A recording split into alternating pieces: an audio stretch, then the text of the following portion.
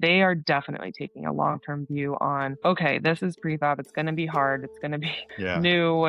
We've never done this before. So everyone knew it would be less financially attractive than hopefully it would get to in the future, and less probably from like a design schedule point of view, like more headaches. But they Right. also understand that their goal is to create a portfolio of projects that use that system. And so they're doing that learning on the first project and are already seeing like, now we've done this, we want to like turn this into lessons learned so that the next one it goes a little better and a little better until it's really like efficient. And hopefully it's sort of big leaps at the beginning and then iterative improvements, down the road.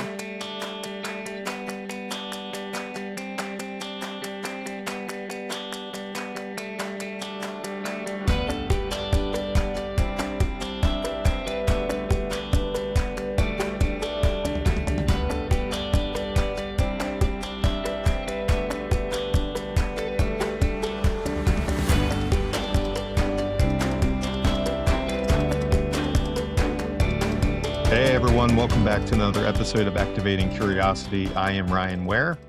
And today's conversation is one that I know a lot of listeners out there in the architectural industry, engineering, construction have been talking about for a long time. And there's been a lot of changes around things relating to this topic. And what we're going to discuss today is really around mass timber and a lot of the ways that we're looking at designing that into building systems, as well as getting some code changes and policies. So, no better guest than I think we can find today, because it's someone who's been designing with mass timber and working with a lot of different portions of our industry to help bring this to more of us through an easier way to implement and to think about it. And today I have with me Kristen Slavin, and she is with Conifer Advising. Hey, Kristen, how are you? Hey, I'm good. How are you, Ryan? I am doing well. And I know you had some opportunity to spend time in the Pacific Northwest, and now you're enjoying Brooklyn. I am looking forward to this conversation. Like I said, I think your knowledge, your experience is going to bring a lot of new ways to think about mass timber as it relates to design and construction. So before we dive into the episode, why don't you just tell a little bit about yourself, your past, and kind of how you got to where you are today? Sure. Well, I mean, going back to the beginning, I actually grew up in Texas, went to undergrad there, and decided that I wanted to try something really different. So I went to the University of Oregon for grad school, which really kicked off my interest and career in sort of sustainable building, and not knowing quite what that meant back in 2008, 2010 at the time, but went to go work in Portland right after, from Eugene up to Portland, which is, pretty normal going to the city to go find a job. Mhm. And there I eventually got to work for a firm called Kaiser Path. And we were doing a really small firm doing develop, design, and construction in-house with like 7 people. So it was really Mhm. hands-on, very sink or swim, a little bit cowboy. And that suits my personality and my working style. And Ben Kaiser, who's the owner of that, um, he really was enabling for people who had, a lot of initiative and wanted to go try something new. So Mhm. that's where we got started with mass timber. Part of it was because the firm was growing out of sort of a townhouse scale of development and into more of a mid-rise scale of development. So they were familiar with wood and they had carpenters that they worked with and, had sort of that history. But at the scale that we were going into, it was a lot less common to be working with wood, but it also Mhm. coincided with when mass timber was starting to come around North America, mostly in Canada, but starting to make its way down into the Pacific Northwest. So Mhm. that's where I got started. Led Carbon 12, which was an 8-story um, condo building in Portland, all mass timber, other than the seismic core.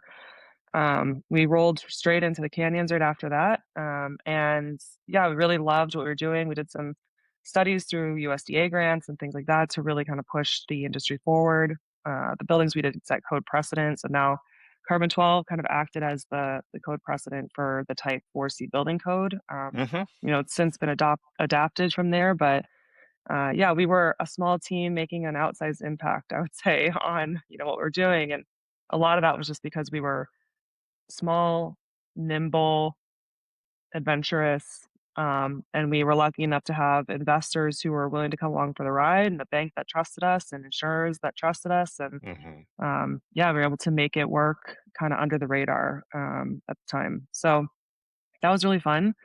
But also, when you do one project every few years, because you're doing everything from land acquisition through to potentially property management, it's very limited Right. in terms of the number of projects you actually get to touch.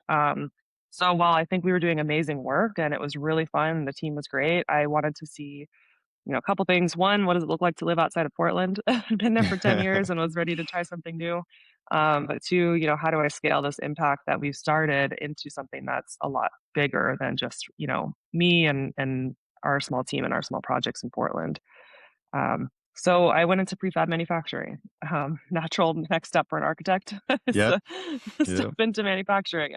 So I went to go work for Sidewalk Labs for a couple years, first based out of New York, and then after a year and a half there, our team refocused out to the back to the Pacific Northwest, the Seattle area. So I was in the Seattle, Bainbridge Island area for a year and a half, working on starting our first factory. Hmm. Eventually, that shut down. It's startup. It was backed by Google, and yeah, startups sometimes fail. But I think we were doing Yep. really great work and pushing good ideas. So straight after that, I went up to Vancouver, BC. Went to go work for Intelligent City, was there for a couple years, and was leading all the product development at Intelligent City, which is also a prefabricated mass timber manufacturing company. That company is further along in terms of both the investment as well as fabrication. There's a shop outside of Vancouver. They're building projects, so it was fun to sort of step into the next phase, Hmm. of what prefab manufacturing looks like, and it's definitely got its challenges, but I think it's really a lot. There's a lot of value add there beyond just the mass timber package. Although I think mass timber on itself is great. So um, yeah, and at the beginning of last year, I spun out and started Conifer Advising, and now I'm helping teams across that entire value chain, all the way from architecture, design, development, owners rep work, through to the manufacturing side of things, helping in some cases general contractors with pre-construction, sort of settling out like where's the scope split, how do we price this, who are the players, how do we get in touch with them, and getting into the weeds on projects and on products. So yeah, I've sort of plug in where I'm needed, but because of the experience across that value chain, it's I have a unique perspective, but I'm hoping to bring those different perspectives together so that various teams or projects or manufacturers can start to see the other side of the equation. Hmm. Because what I found is that, in architecture, you're not really used to knowing where your trees are coming from or your concrete, Right. where is it mined, where's the sand mined, we don't know that stuff. But with wood, it's definitely more, we're more connected to it. It's natural. We feel connected to it. So we want to know more about it. And it's newer in terms of the industry. So there's a big supply chain. Um, that's developing, but you kind of need to know more in order to mitigate some risk for the developers, in order to, sort of know, okay, is this going to work? Is the manufacturer going to be around when we need them? What does their supply chain look like? How much risk is there? And try to mitigate that as much as possible. So, yeah, trying to bring those point of views together to reduce risk for projects, reduce risk for developers, and get mass timber built. Yeah. Well, I love that you said it's a natural path for an architect to go into prefab manufacturing. That's so true. I mean, that's where my path led, which I think kind of drew me to your profile. Is that you have such a unique path of studying architecture, going through practicing, and then getting a chance to be a developer through a process. So you're looking at it through multiple different lenses of how this methodology of construction and this the way you would have to think about it from day one all the way through to the factory and then going into factories. So I think that's such a unique kind of portfolio career that you've developed to this point. And then you know starting Conifer Advising, was it this thing that you were like, hey, I've noticed this, that people are resistant sometimes because startups do fail, and you're seeing some of these struggles of, hey, if mass timber is going to be able to succeed and take off, and I'm seeing this passion from architects wanting to know it, that someone needs to help bridge this gap. Was that sort of the signal that went off on the problem that you said, hey, I want to dive in and solve this and help people solve it? That's definitely part of it. I mean, having been part of a couple of startups, I know how difficult they are. It's just relentless. You have to be relentless to get them to work. So Hmm. I think, which is, fun if you've got the drive for it and you've got the sort of energy, right? But not everyone does in the process of building a building. So Hmm. I do think that's definitely part of it is trying to translate that drive and passion and energy and relentlessness of like what the prefab manufacturers need to do in order to make their business work Right. into, well, how does this actually reduce risk for the developer? Because for them, they don't want to see their project at more risk because they think it's cool, right? They just can't underwrite that. And so I do think that's definitely part of it. Um, but the other part of it, to be totally frank, was I was ready to try to bring a lot of this experience together in some way and talk to a bunch of different types of companies about how I might do that. Was it looking at working for a GC and trying to bring that experience together for them and, trying to unblock some of that general contractor concern? Or was it working for a development company and, trying to like walk them through it and be sort of a developer, Hmm. which I think is also a great path. But in the end, I started it because no one company was willing to commit 100% of my time to mass timber. If it didn't work for them, I would have to go work on something else. And that's just not something that I was really willing to do when I knew that I have a big network, a skill set that's very niche and very Right. unique. But I think that, is valuable, can be valuable to people, and maybe they just don't need it full time. Hmm. And so, yeah, I decided that I would try to do this on my own and make my own full-time job basically, doing the work that I wanted to do, but spread it across multiple companies, which I think is also, again, going back to that impact piece of it is a greater impact than I could have had necessarily at one company. Right. Right. Well, that's powerful. I mean, you're like looking at it from my purpose, what I want to do. I want to be able to dedicate 100% of my energy because it's not draining to me in some areas that I'm going to dive in. Yeah. And I do, as you describe it, it's thinking like, hey, not every company is going to need this, but from a fractional standpoint or temporary project based sort of experience and knowledge, bringing that into this area. So it's helpful to kind of frame it in that way that you're starting this business. Like you mentioned, what, a year and a half, Yeah, a little over a year ago. year ago, but your expertise is, far greater than that. Yeah. Yeah, over a Having, decade of mass timber only, right? So yeah. it's And you mentioned something, and then I think this is where, we talked about risk. You mentioned it. It's the whole industry sees it. And whether it's mass timber or any other type of prefabrication, whether it's designers to developers and the risk that needs to be taken on to how insurance companies are going to look at it to funding, those are all pieces and parts of it, which tends to be obstacles or potential resistance for people as well as even designers because it's a new sort of territory for them. They're not quite sure what to do. And I'm sure now that you're about a year and a half into it and you've seen some of this, you don't have that resistance, right? You dove into this, but probably had to, from the manufacturer's perspective, try to help other people get through some of those. But if you're thinking through it, what are the most common sort of, from a mindset standpoint, those resistance and obstacles that you tend to hear that are real feelings, but things that you're helping people sort of navigate through? I think a big one is the misconception that the supply chain is, frail or undeveloped or something like that, or that it's overcapacity. I think that's a big one. People think that there's, just simply not enough. There's not very many manufacturers, in North America and in the US Hmm. specifically. There's very few. But that doesn't mean they don't have capacity for your project, and that's a big one. People think, oh, we're just going to be at the back of the line. It's going to take 2 years or whatever. That's simply not true. If you look at the Pacific Northwest market study that me and a group of cohort just put out earlier late last year, you can see that they're actually under capacity. Like they would love more projects, So Right. they have big plants. They can make a lot of stuff. Right now they're under capacity. They can add shifts so that they can build out even more capacity. And they need that. And so I think that that is one misconception that I'm able to dispel fairly quickly. Hmm. Another challenge is insurance and financing. Insurance in particular is difficult and it's expensive. There's a premium if you're doing a mass timber project, typically for the builder's risk insurance and then potentially for the permanent building insurance as well. Um, it's wildly variable, that premium, so it's Yeah. important to know which companies to go to, who's doing the research.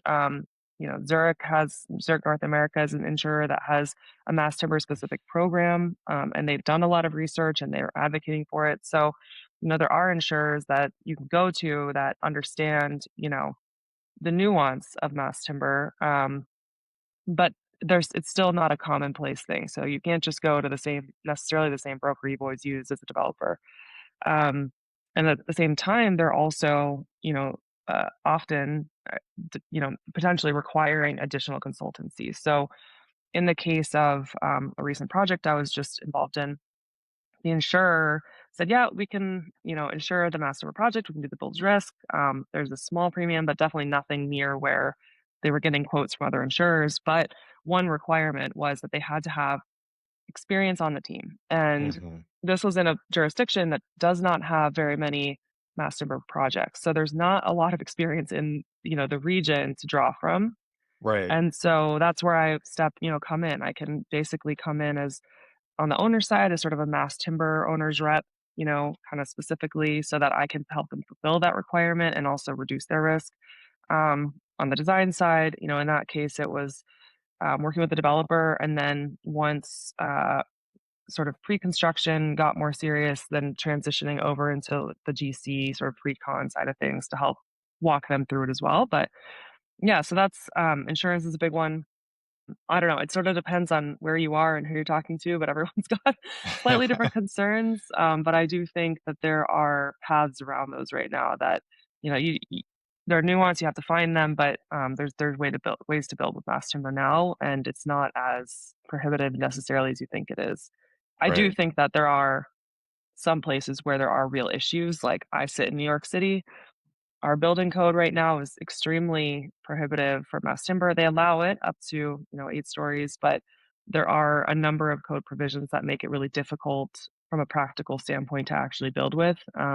And the way that they're interpreting the code is very different than the way that the rest of the country has been interpreting mass timber code. So, it does come down to sometimes just very practical conversations that you may or may not get through with the Hmm. jurisdiction. And um, yeah, and I'm I Yeah. would encourage people to sort of do that early. I think there's another mistake people make, which is conceive of the project, get through, SD or something, and then try to then engage with the jurisdiction, the fire department, whoever it is, and it's too late. You need to have that conversation way before you commit to a decision like making mass timber. If you're in a jurisdiction that hasn't adopted code that allows it or is, particularly difficult, to work with when it Yeah. comes to mass timber. Yeah. I mean, sometimes we can think those are outside of our control but as you just said, it's like starting those conversations, going to the jurisdiction because building code is, there's been some changes as you mentioned your project was able to kind of work through and kind of set the precedents for a lot of those changes. But because jurisdictions are all going to be different, yep, I could see New York to when from that side of the country to the difference of Portland or Seattle or San Francisco, right? And so yes, building codes are always a big part. The one thing that you said that really caught my attention was this insurance premium. And I start to think about the sustainability side of mass timber. And I think about how insurance companies are currently raising prices due to climate change and all Yeah, of these other things that we're yeah, talking about. And we're like, oh, we're going to build a building on a mass timber. Well, there's a premium on that. yeah, And it's almost mind. boggling to me. When I'm thinking about it, it's like it should be the opposite. Like there should be premiums on things that are maybe causing more insurance premiums to Yeah. rise because we're not addressing that. So that caught my attention for sure. Yeah, I've definitely thought about that too. Like, okay, this building has, maybe it's increased risk to water damage Right. in the case of a fire because the sprinklers go off and then it's wood and it stains or whatever. But what other risk are you reducing and how does that play into it? Yeah, I think that's a conversation that's not being had at that Yeah. level and should be. And, the whole idea of insurance is that we're all pooling our money together so that when one building has an issue, there's money to cover it. So Yep. if it's interesting that the buildings are insured on the individual building level, but in reality, it functions as sort of this collective pot of money that we're drawing from. Right. And the collective pot is built out of a bunch of stuff that makes makes the problems worse. So Yeah. yeah. Yeah. I mean, the water thing, I'm sure they'd probably hit on that, but I'm like, yeah, but you're going to shove a bunch of drywall in there. Yeah. So Yep. what are we talking about?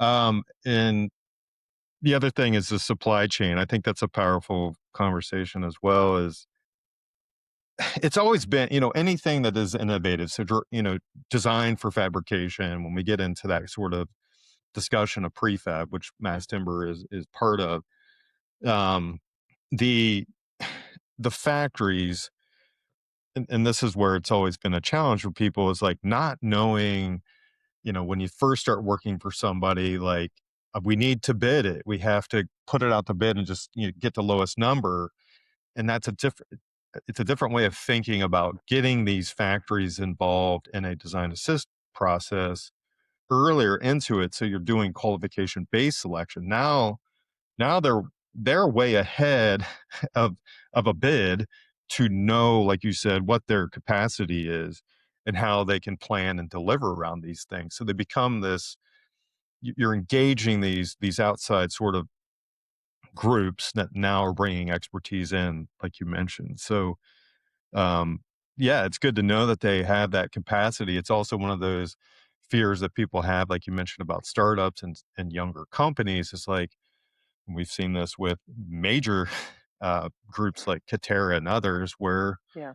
the money's gone because the capacity is not there. So we're almost sometimes in the industry, we use things as an obstacle to barrier to not try something without realizing like, oh, we're actually creating the Yeah. problem with some of these factories because of the way we're engaging with them. So, um, can you share a little bit then, based off of what you're doing and looking at these, the premiums and things, those are things that you can't necessarily adjust. We can do things and have conversations, but between the supply and the building code or the jurisdictions, these obstacles, like you're trying to help solve these areas where the gaps need filled by an expert and expertise to sort of, like you said, stitch a lot of these things together.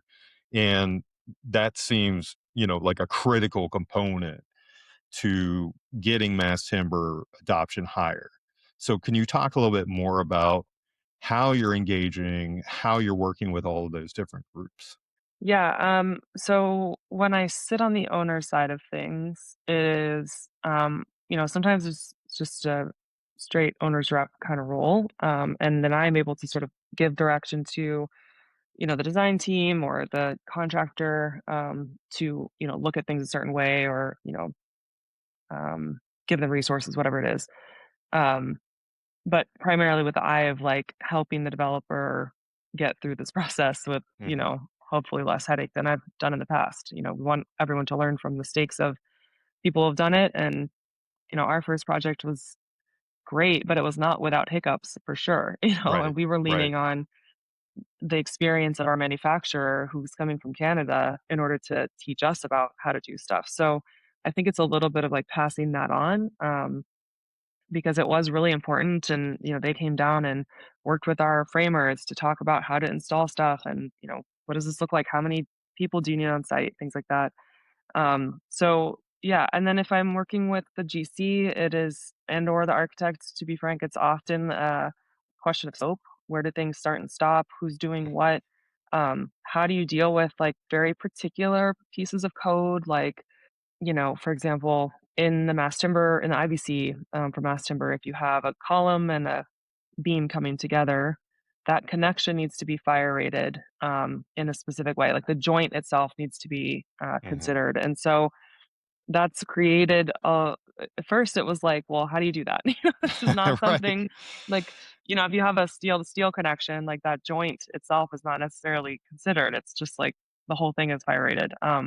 Right. But they put certain provisions in the code that said, like or like a slab to a beam, right? That needs to be sealed in some way Hmm. to prevent air movement, and the prevention of fire. So there's, like, stuff in there that's really, really nitpicky that people don't necessarily they kinda skim over it. It's in a different part of the code than, the height and area limitations, things like that, and so it's finding those little things and working through it with the design team to come up with a cost-effective solution that the contractor can actually execute, or that potentially the mass timber fabricator can help implement in their package, Hmm. to reduce some of the questions about, well, that's a fire stop issue, but it's in the middle of a structural joint. Who takes responsibility? Who does it? When does it happen? Like, how many people do you have on site at that given moment when those 2 pieces come together? Hmm. Um, and kind of reducing, hopefully, some of the on-site issues with the sequencing and management of people on site. Yeah. And that's something very critical that you just said is like you're pulling these conversations up during the design and the planning, which Yeah. means the room is filled with different group of people who are also, coming from offices, factories, and fields to come together to collaborate through that. So um, that's where I think the design assist piece that you're talking about and a lot of the services that you're providing through this defining of the scope and nailing those things down. It's interesting because as you're describing it, it's like anything new that we've not seen, we throw things at it and see what sticks. Yeah. And like you said, it's like we don't think about it with a lot of the things and the ways we've been building. But I'm like, man, we've been building with mass timber for a long time, Yeah. globally. But yet it is new, it's sort of this new thing that we're getting back into. Because I remember when I first started designing and practicing, even doing wood studs was like, "All right, we gotta get out of these, we gotta get into metal studs," right? Yeah. So, I lived through that transition. So, you mentioned something too, and I think this is I'd be interested in your thoughts on this. Like, factories can come down and they can teach and they can educate while the project's going on. And like you said, you're jumping in and you're bringing all of these perspectives to it as an outside expert and kind of consulting through. I'm sure you're out doing training as well. There's that on the job training while you're in a project. And the key is while you're doing that, you're trying to make sure the flow of the field is going in a way that, yeah, it may not go perfect. There's going to be challenges because it's new, but we're trying to eliminate some of those so you can carry it forward to that next project. But like from an industry standpoint, I know there's the Mass Timber Conference and all of these things, but we as an industry, like we want to get our check the box credit to learn something, and in this case, this is more designing with something that like is beautiful when you're done, right? And every structure can be, but it is different than other Yeah. structural systems, right? So when you think about like how to educate before you're even thinking about starting on a project where it isn't going in and teaching it from a standpoint of a CEU or other forms, like how are how's the mass timber industry and the way you're thinking about it too is like how do we get more people to look at it differently than a typical training seminar so that they are ready to kind of dive into that first discussion before they get too far down the path.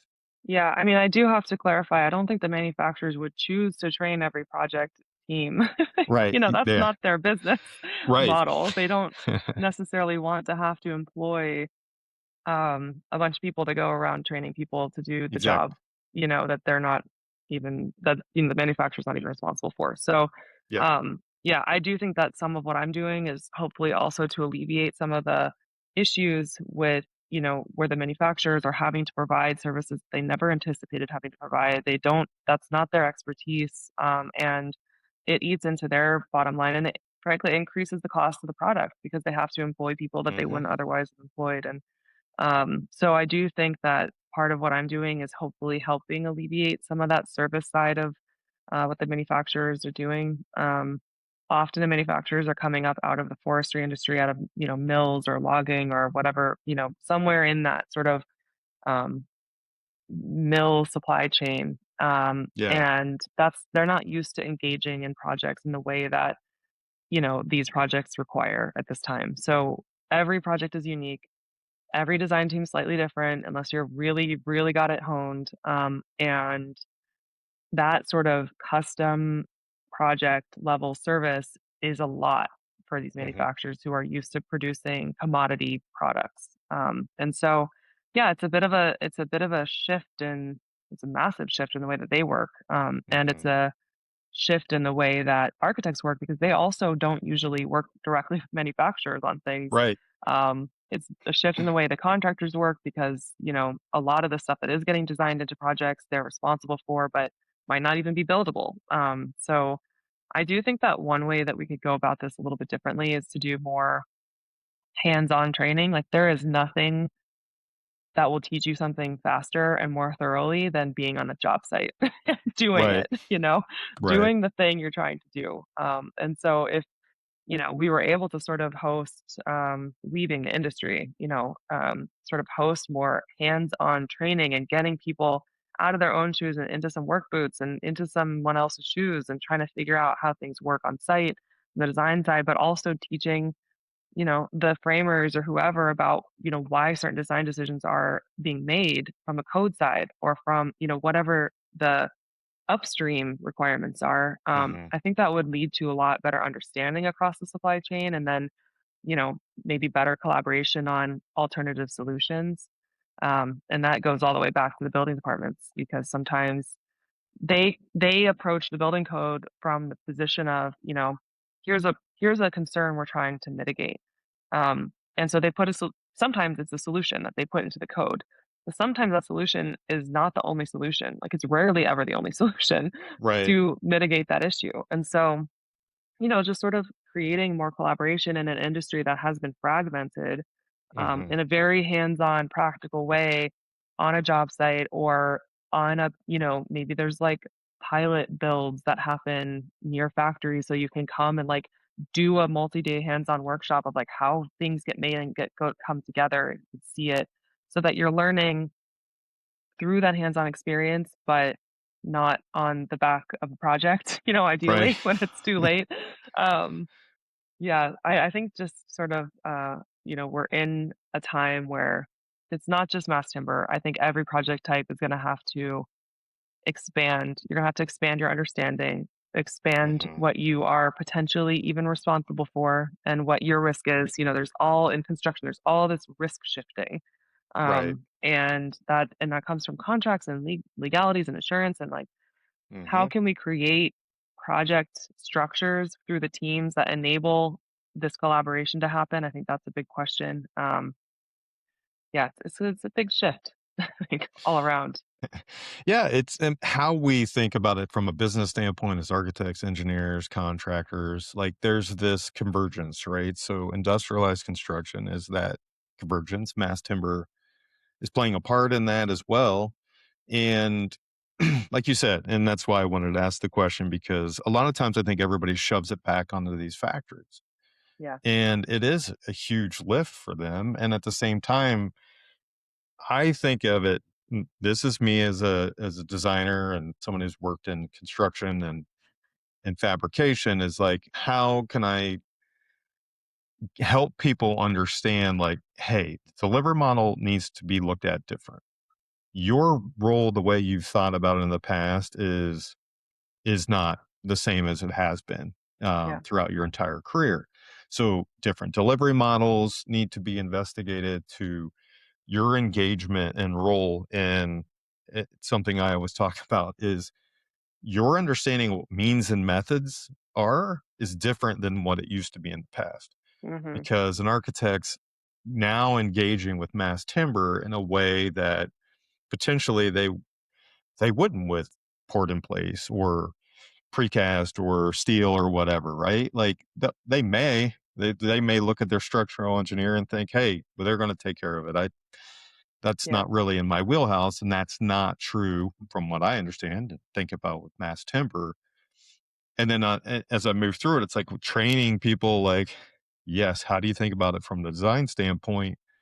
But then there's the budgeting piece and the estimate piece because I've been on panels for mass timber, and you kind of get the same question you get out of any sort of multi-trade solution, which is, well, how's it cost different Yeah. than this solution? And it's like, well, it's a multi-trade solution or it's not a one for one. Yeah.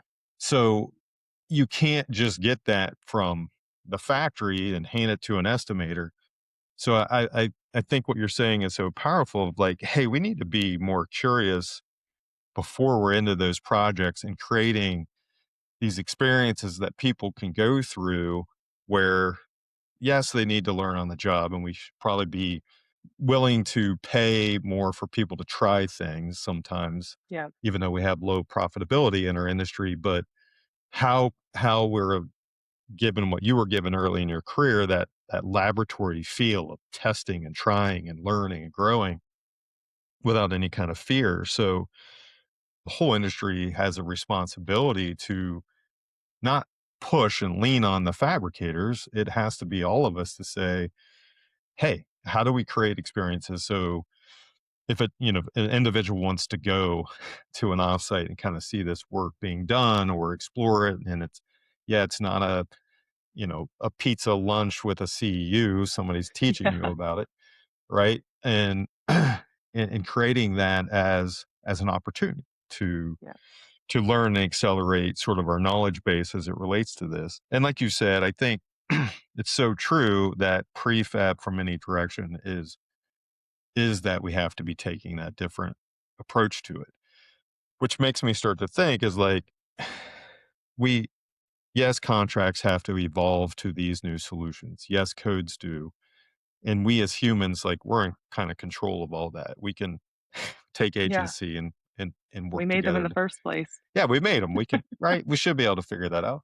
Um, so I just think, you know, what's happened with a lot of other prefab and modular and everyone else, it's gotten into this area that everyone has gone fragmented. It has gone siloed. We rely on everyone else to kind of just do their thing, and I don't need to know that because that's not in my job and not part of my role. And it's really just because of contract and lawyers have made it so that we are siloed to some extent, and insurance companies to kind of pull back and go like, okay, if I was starting from scratch, like how would I change this industry in order to be like, as an architect and an engineer, thinking about this, pulling in those fabricators and talking about how things are going to change from a process and design integration to the role of you mentioned the how does it go together in the field in those Yeah. flows. So it's just one where I feel like if we don't,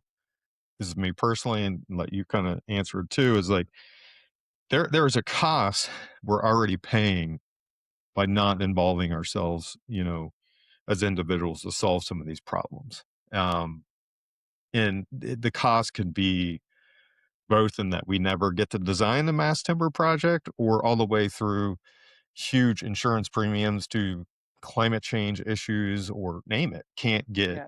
things built. So, what other costs or what costs do you see to the industry if the work you're doing, right, um, wasn't there?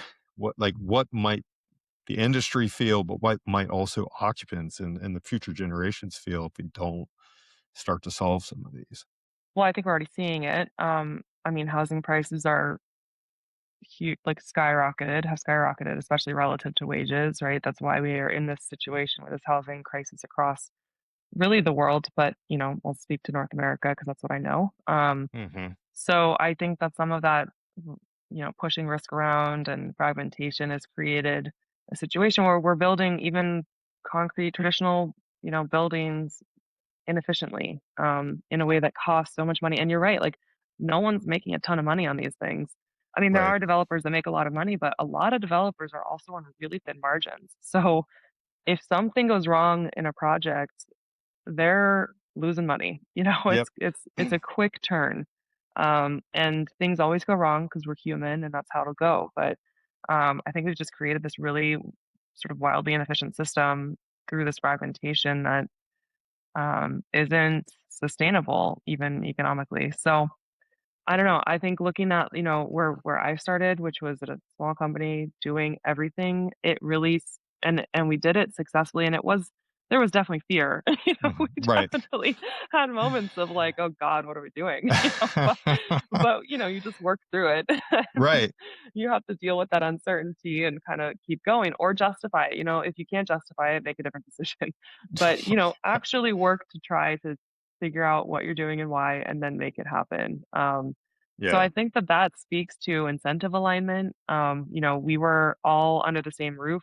It was run by the same person. It was, so the architect, the developer, and the contractor were all aligned to make this thing successful, make it work, make it happen on schedule, figure out how to make it happen on budget. And because of that incentive alignment, we were able to get it done. And Mhm. in a time where there was no building code that would have allowed it.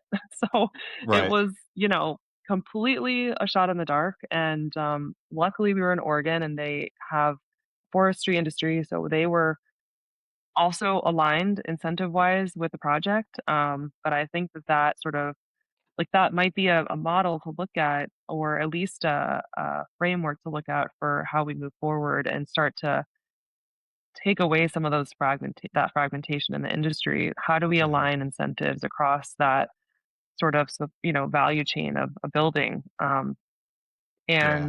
and spread that risk around so that people can take on roles that they're not used to, but they know that they're aligned with, the architect might take on maybe additional roles that they're not used to taking on, but they're aligned with both the GC and the developer because they're in some sort of JV or whatever that looks like, Right.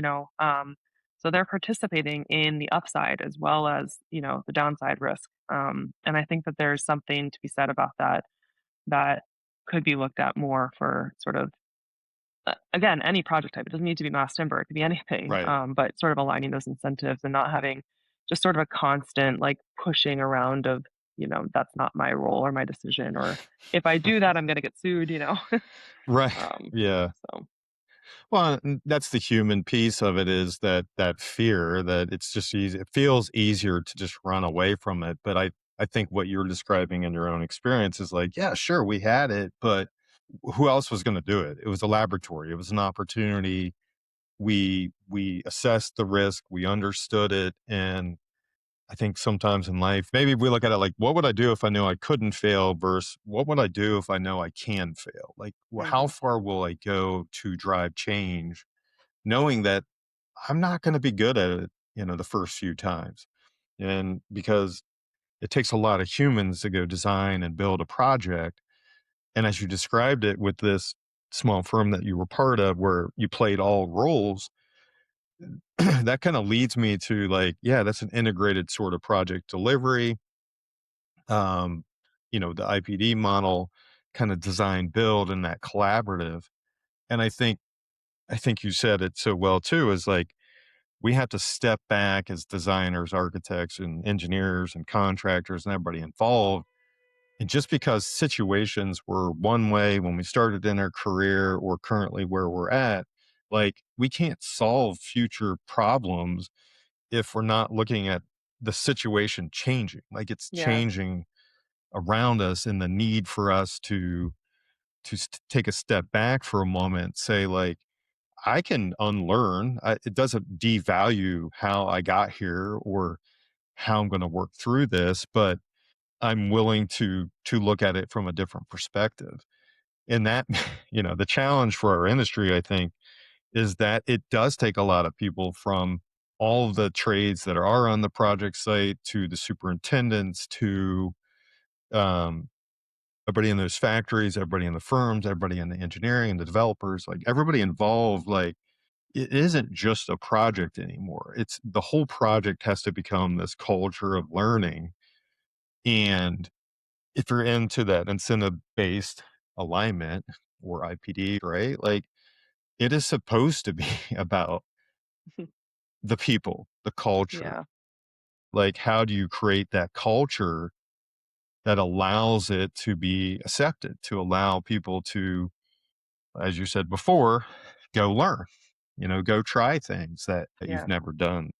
And I think there's also, like, I mean, I architects that I talk to, which is a lot, Hmm. and I've talked to a lot of different types of architects. They're all interested, right? They're all interested in the learning. They're all interested in mass timber, but they're all also a little bit scared of the ramifications legally, a little bit scared of the ramifications from a fee perspective, or, is this gonna be inefficient? Like, am I not gonna be able to make money on this, or, whatever it is. So Right. they're interested in the learning side of it, and I think they're interested in that collaboration, but not quite sure how to get there without, you know, failing too badly. Like, I think you can fail. There's, like, different levels of failure, right? There's, like, Yeah. failing a little bit, and then you're like, "Oops, that kinda hurt," or there's, like, "Oh, I just killed my firm," you know?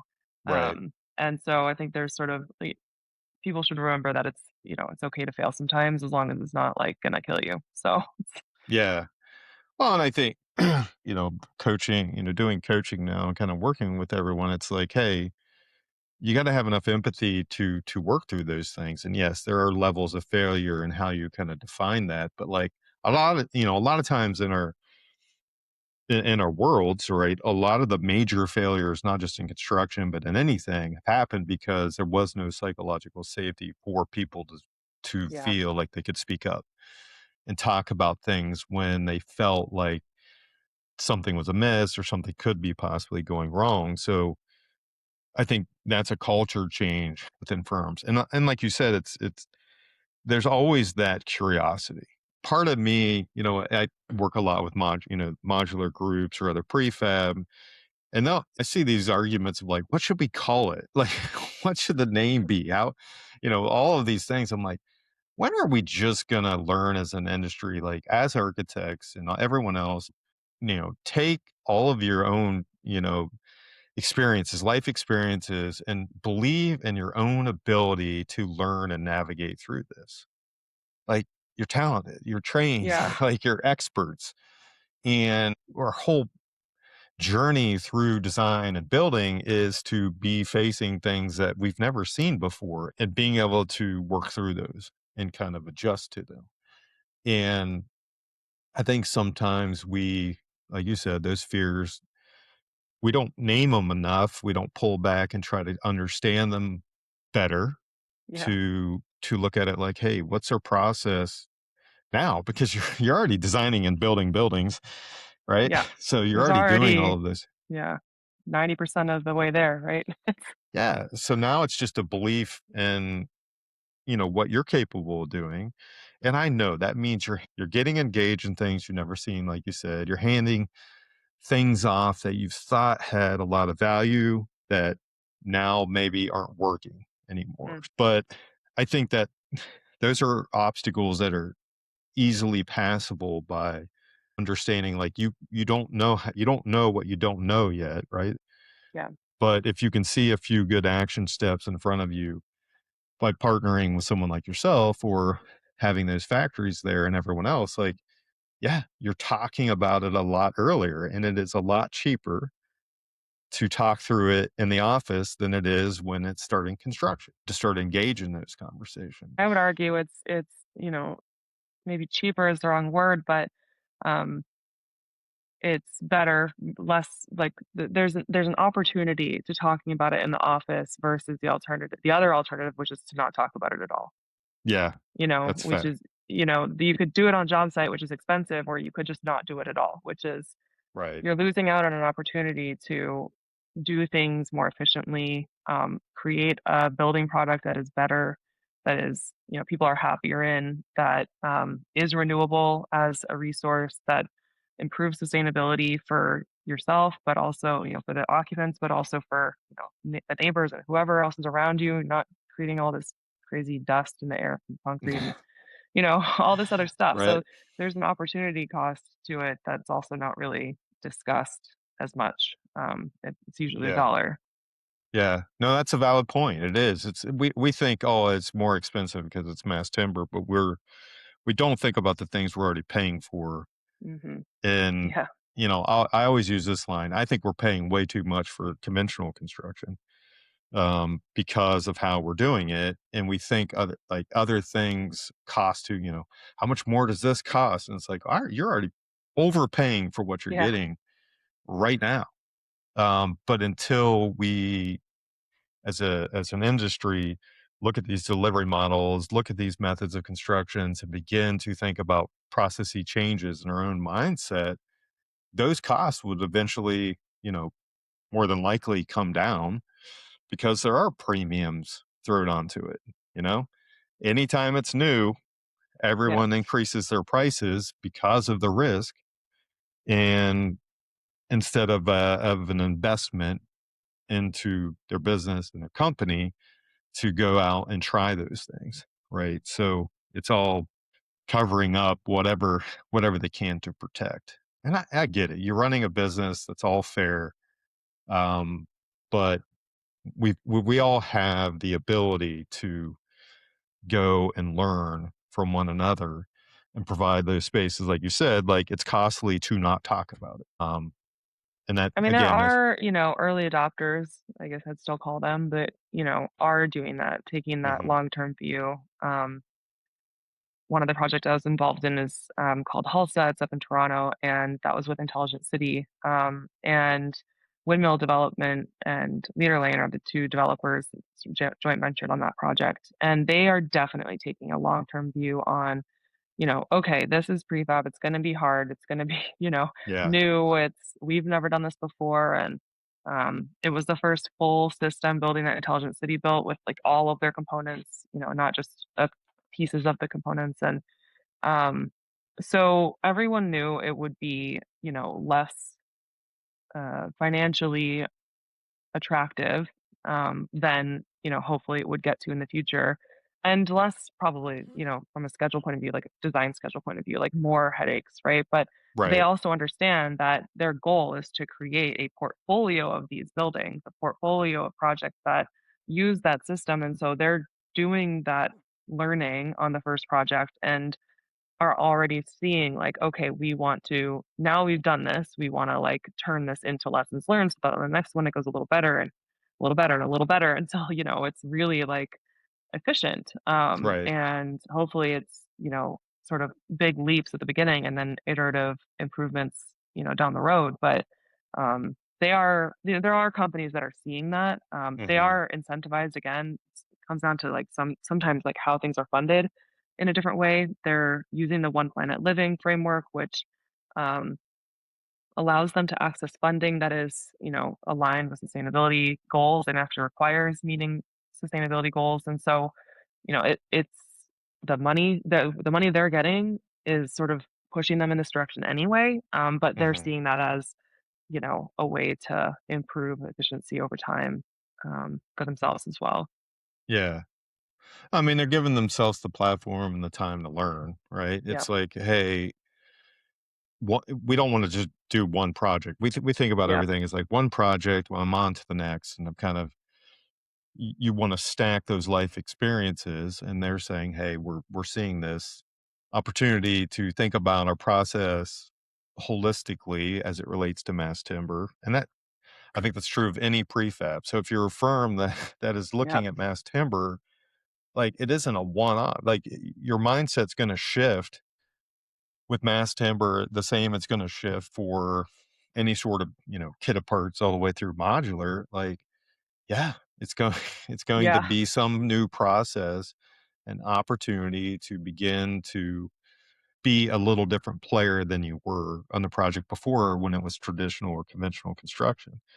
And I also think, like, we know there is a labor force kind of change that's happening drastically in the construction industry, and it has been my entire career.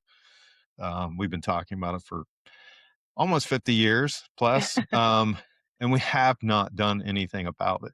And I think architects, since we're both coming from that background, like, we used to think we didn't have any control over any of that. And I'm like, but we do. Like, designers have such power to understand how the trades kind of work within the GC framework and subcontracting to these factories of who is near sites and things like that that provide huge opportunity to make decisions earlier towards those areas of fabrication or other solution types that will bring the best building to the Yeah. client, to the community, and probably require less demand on the labor force that allows that labor force to go also build something else, Yeah. and take on additional revenue that way. But I think by not recognizing our new role with each part of the industry, that tends to slow it down. That tends to not see, like you said, the cost that we're paying now. Yeah. I think architects need to remember that they were not just trained to design buildings, they were trained in design thinking, and that is so flexible. Like, you can think about how to design a team structure or how to design a business structure or how to design so many other things that are required to make these things happen. Yeah. And so think using your design thinking to bring that collaboration to the table or encourage it, I think is a skill that we have, and we just need to think about our training, a little bit differently. We in school, like, it's brutal, you get a lot of criticism, it's fine, but maybe we can just take that thinking somewhere else, right, into a different sort of Yeah. piece of the pie. So I think about like the extremely productive conversations I've had with GC and the sub sitting around a table with me, either in the architect's seat or in the, especially in the prefab manufacturer seat, where the whole conversation starts with, "Hey, this is what we want to do," and it's like very much like, "No, that's not possible," and you're like, "Okay, cool. What's possible? Like, how would you do this? This is the Right. goal. How would you do this? Here's the concept, right? Think about a building. Here's the concept for the building. Here's the concept for this piece or this process or like whatever it is that we're trying to achieve with the right people at the table, like how would you want to do this?" And then it sort of gets them talking a little bit more about, their preferred way. And then you chime in and say, well, we have this other code requirement. Like, what do you think about that? And Hmm. I think there's just a different way to interact with folks like that, but also they're not used to it. That I Right. remember like talking to the plumbing subcontractor on a project, and we were trying to coordinate every penetration in the prefab system, like every single penetration. And Right. I was like, I need you to tell me how big these penetrations are and where they need to go, because you're going to run your pipes like where you know where you want to run them. And they're like, well, we'll just do that on site. I'm like, no, no, no, like we're cutting this in the factory. You're not going to be like cutting apart these panels in on site, like it's going to be chaos. So can you can you tell me some rule of thumb? Like, how can I go about, like, getting this down? And they were like, "Alright, well, maybe we'll give you a first drawing, and then you can take it from there." I'm like, "Cool." So they gave me a drawing, and then I took that and was like, "Great, what are the fire code requirements? What does our fire stopping detail that's approved look like?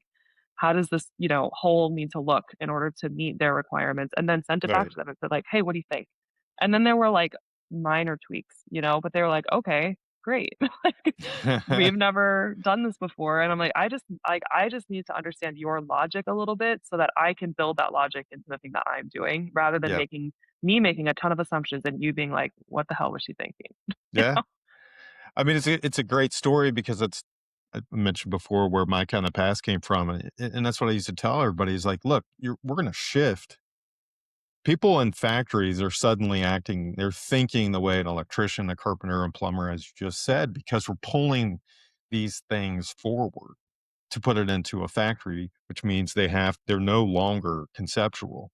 They're not schematic, right? And I think the engineering world and a lot of other areas, it was like decisions would be made in the field by individuals who were capable of reading drawings, but weren't in the room, like Yeah.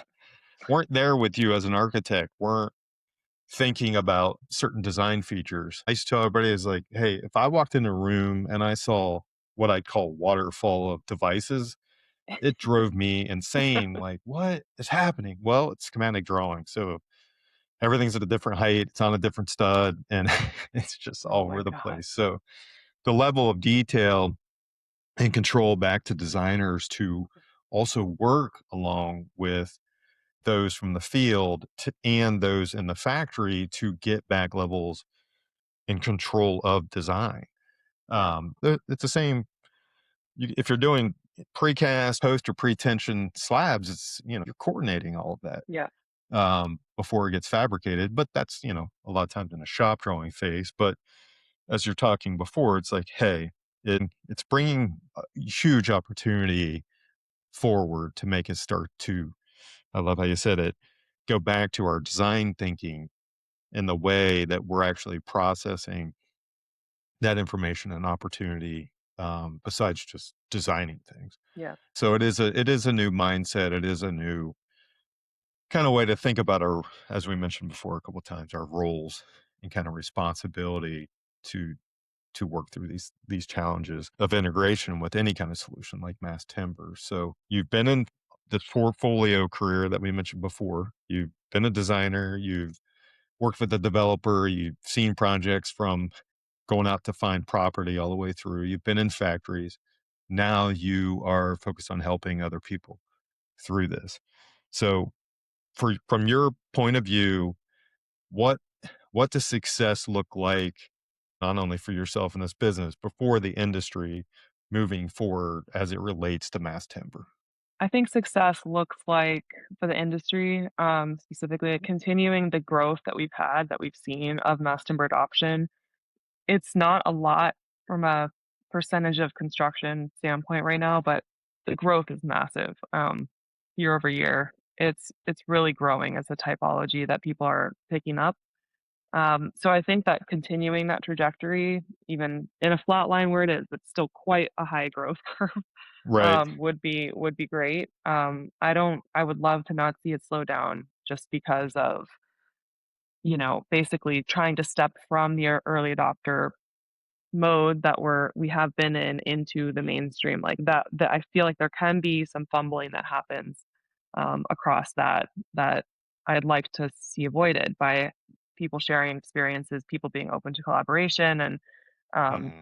and not feeling like they need to, control all of their own knowledge in order to sort of have some sort of competitive advantage, right? I don't think Yeah. that's the way it has been operating in mass timber because it's just too small and people, they've been super open and lovely to work with across the industry, even if you're sort of quote unquote competitors. So I think that's been really nice, and I think that's sort of critical to getting it pushed into this sort of mainstream position that Hmm. I think it should be in. For me, like, for me and my company, I don't really see. I started this company because I wanted to do the work that I have been doing, and I wanted to pull people together and make projects happen. So success for me is like that just keeps happening, and and I help bring that, what I think is critical for the industry success to the table for Hmm. folks. And yeah, get to go work on cool projects with good people and get some buildings built.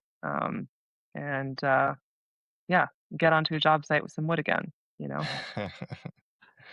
Well, I'm glad you took the leap, and from an individual standpoint, like a lot of people, they hesitate, right? They're passionate about something and they hesitate because they worry they could, fail.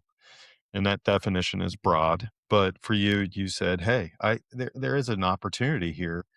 And also, you young in your career, you're a part of a project that's changing how we think about building codes. So you just never know, when Yeah. you get to take those opportunities. So in order to kind of wrap up here, if someone is curious, is there any sort of next steps or action items that you think they should take or could take, to kind of activate that curiosity for I mean, I think that attending conferences or other things is a good first step because you'll be around a bunch of people doing the work, especially, the Mass Timber Conference I go to every year. I think this is like the 10th year, and I've been every year. And it's like going to a reunion because it's like all the same people them? that I've been working, with or next to in this industry the whole time I've been doing this. And it's really fun to catch up and see what they're working on and how they're evolving, and so I think that sort of getting into like, conferences are great for the education, but they're way better for the networking. Right. It's like, go to meet people who are doing the thing that you wanna be doing and see how they're doing it and talk to them about how they got into it and, see if there's a path that you can sort of emulate or craft for yourself.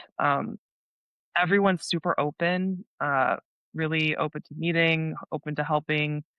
I do think that if you're, starting a project and you're really seriously considering a project in mass timber, reaching out to somebody like me or other consultants in the space who have experience on projects and can help you avoid some of the pitfalls that we've seen across Hmm. the industry, that is a great first step. And yeah, you're gonna have to pay a consultant. That's part of the business model. But if it Yep. saves you a bunch of time and headache and rework, it's also gonna save you that money, that rework fee that you're not gonna get if you didn't, do it right the first time. So I think that there's a lot of opportunity for collaboration and on the project level. But yeah, if you're just Hmm. now starting to think about mass timber or prefab or whatever it is, I would say like go talk to a lot of people who've done it. And yeah, we're out there. Yeah. Well, definitely we'll share your information in the show notes, so website and some other links. You mentioned the cohort. I know that there was a document that you shared that can also have part of the link so people can access that. Yeah, that's on Um, my website. It's free to download. So it's yeah, open to the public. Anyone can yeah. read it. It is like 300 pages, so it's dense but good. Yeah, that's a good weekend read. Um, well, I appreciate like all of the work that you're doing. I think there has to be individuals like yourself that are out there who have taken, your passion, put it into an opportunity to help other people, work through some of these challenges because, like you said, the adoption might be low. It's growing every year. I think the prefab world is sort of the same as mass timber. That there is just a group of people who are all looking at this differently, and it's not things aren't sales pitches and most of those things. It's literally just trying to help all ships rise, Yeah. and accelerate the adoption of these solutions. So I'm again very grateful for your time and appreciative that you were willing to come on to the podcast and kind of share your experience and wishing you the best. I can't wait to keep seeing all of the information that you're putting out and the work you're doing. And thanks for being a part of Activating Curiosity. Thanks so much for having me. Yeah, thanks. Have a great day. Thanks, you too. So that was the episode with Kristen Slavin with Conifer Advising. And I really do care a lot about this conversation. I think if there's one project type that I wish I would have had a chance to design and build in my career, it would have been a mass timber high rise, um, and other types of projects using mass timber. I just think that throughout my career, we've changed materials and our ideas behind it, and seeing mass timber really take off while I got to spend some time on the West Coast, seeing a lot of the work that was being done by project teams and contractors on the West Coast. It just was so exciting to see something different than the way we had always been designing buildings. And I think as we continue as an industry to gain more information, but also do more exploration, as Kristen said, and finding ways to get out to factories or get to project sites and kind of getting out of the conference rooms to learn, I think it's going to help us kind of increase our abilities and knowledge around how we should be thinking about mass timber, as well as any sort of new delivery model to any new method of construction. So I hope that you as a listeners and those on project teams that you're starting to have these conversations internally about how you're thinking about your role designing with a lot of these systems like mass timber, of what has to change in your own mindset to how your firm and your practice is looking at it to how you're thinking about it as a contractor, and beginning to build relationships with um, the factories and those that are actually producing a lot of these solutions so that you get a better understanding of how to engage with them. but also understanding like it is important to have those expertise like Kristen playing a part in it, because that will help elevate a lot of your own team members inside firms and inside businesses that will just help you scale quicker with these solutions. So again, I hope you enjoyed the episode. I hope it gave you enough insight and enough sort of excitement to go out and do some more exploration. So until next time, I hope you continue to find ways to solve some of the problems that you're seeing throughout your career and throughout the industry, but also hope that you're able to continue to activate your own curiosity as well as curiosity within others. The Activating Curiosity podcast is brought to you by Connective Consulting Group and Connective Coaching, part of the Curiosity Building Experiences. If you enjoyed today's episode, don't forget to subscribe so you'll never miss a conversation. Share the podcast with your network and help us bring more curiosity into the construction industry. Interested in becoming a guest or a sponsor? Visit us at activatingcuriosity.com for more details. Until next time, keep leading with curiosity.